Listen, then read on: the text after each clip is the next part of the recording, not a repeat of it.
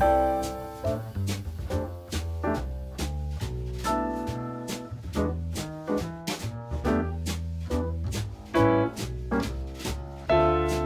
it's where you want your film to debut. You know, it couldn't be a better venue. What are people going to learn about Linda Lovelace when they see this movie?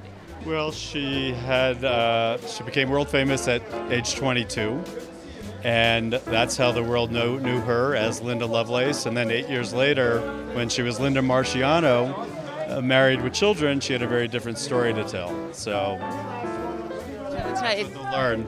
Everybody's very supportive here, and it's a nice little community of filmmakers, and I think it's hopefully I don't know.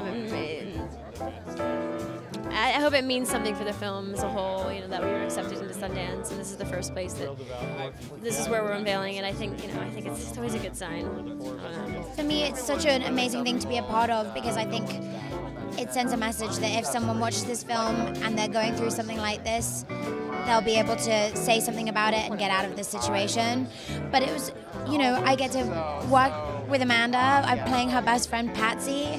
And it's interesting because at the beginning, our characters, I'm kind of the naughty one that's like, let's go take our clothes off and go skinny dipping and all this. And then we kind of change and we grow apart. And then I come back into her life.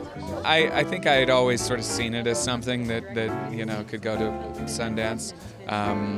And the way the movie was putting together, the care that it was being put together with, you know, a lot of movies these days, the cart is before the horse, and you know, it's basically an elaborate way to make money. But you know, I knew that this was not that for anyone involved. You know, I love the cast. I think the subject matter is incredibly interesting, and I really like the character. I thought I played a guy named Harry Rames, and